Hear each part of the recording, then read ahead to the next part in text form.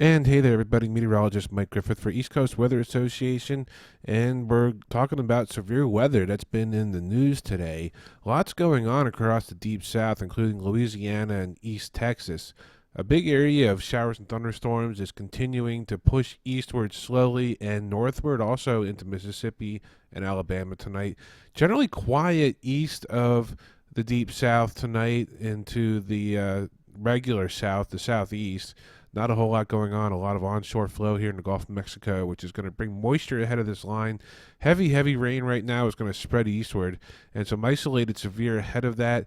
Not expecting the craziness that happened today in this area over here, but still something to be on the watch for anywhere in the deep south, depending on how much the sun gets out tomorrow and how warm it gets before the actual cold front arrives, which is going to be setting off the severe. And that's why there's a big outlook in this area for tomorrow because of this growing area of low pressure and storms as it's going to push eastward into Monday morning, Monday afternoon, even in the Monday evening. We've got to watch areas here up in Virginia, up and into Pennsylvania, as this storm system is going to generally make an exit to the north and northeast. Water vapor imagery showing the upper level disturbance across Texas right now, beginning its formation of the big L of low pressure, the big cyclone with fronts, cold front, warm front. It's just getting started here, and that's why the storms were so bad and tornadoes were happening in the deep south today, including Louisiana, because of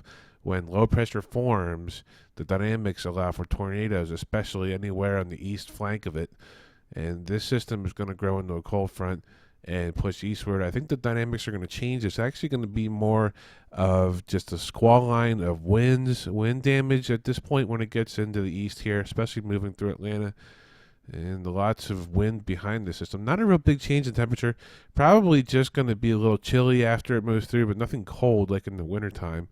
Looking at the National Weather Service forecast here, we're looking at the severe overnight tonight into southern Louisiana, or that area I just showed you right there on radar. Down here is going to be the worst weather overnight tonight, and they have that marked here on the National Weather Service's forecast. Wake up weather here as we head into Monday. Looks like it's going to be raining across much of the eastern part of western part of South Carolina, and we could be getting some storms already as we go into Monday morning around the morning time AM rush. We could be looking at some early morning storms here. Pay attention to the color of the sky anywhere in this whole area. If it's orange or purple or green, seek shelter and safety immediately. Pay attention to what's going on. And as we look into during the day Monday, our chance for the severe increases. Severe moves through Georgia, panhandle of Florida.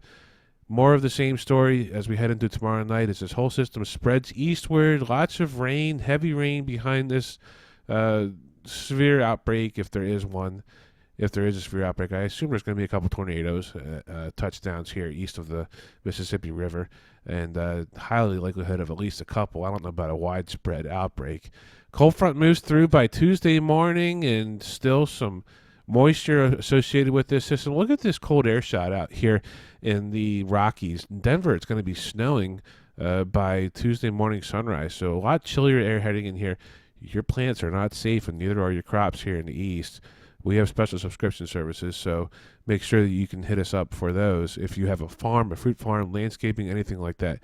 And then that system dips into the southeast as we go into the middle of the week. What we have to watch for is all this cold air behind here, and it's going to be a chilly start to spring if you even think that spring has sprung. Meteorologist Mike Griffith, that's all for now. Be sure to check out May Landscaping Services. They're in Hampton Roads, Virginia, especially if any storms move through and there's storm cleanup.